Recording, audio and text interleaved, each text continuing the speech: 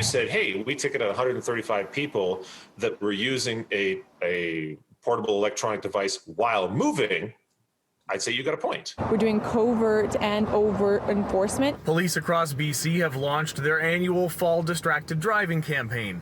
That means officers across the province will be directing more of their efforts toward people illegally using their phones behind the wheel. RCMP Traffic Services unit is very good at what they do, and they are hiding and conducting covert enforcement whenever possible. There really is no message or phone call that is so important that you need to risk your own life or the lives of the other individuals on the road. This is a very risky behavior. About 94% of British Columbians recognize that using a handheld device behind the wheel while you're driving is a risky thing to do. We still have about a third of those people using their phone behind the wheel during a trip and not using it hands-free. We ran a quick poll online which appears to show that. Slightly over half of respondents say they are using or checking their phone on the road.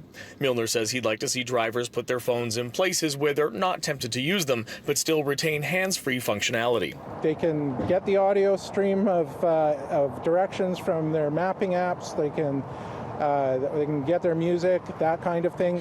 The tickets should be issued with fines that correspond to the level of danger of whatever particular activity that is. Sense BC is a driver's advocacy group and says the laws around distracted driving could use some fine-tuning. For something like driving down the freeway while texting, I would say that's a pretty dangerous activity. But what you see is the majority of cell phone enforcement, at least anecdotally, is at stoplights. And there's been cases where they just touch their phone or they plug a charging cable in or something like that, or they even look at it. They haven't even touched it. They've looked in its direction and they're getting tickets. I don't think it should be legal to use a cell phone while driving, but maybe if they had a differential penalty for, use cell phone while in a moving vehicle versus a stopped vehicle or something like that. And if you had a moving versus stopped, you could have different levels of penalties because they reflect different levels of danger on the roads. A first-time offender will be ticketed $368 along with 4 demerit points.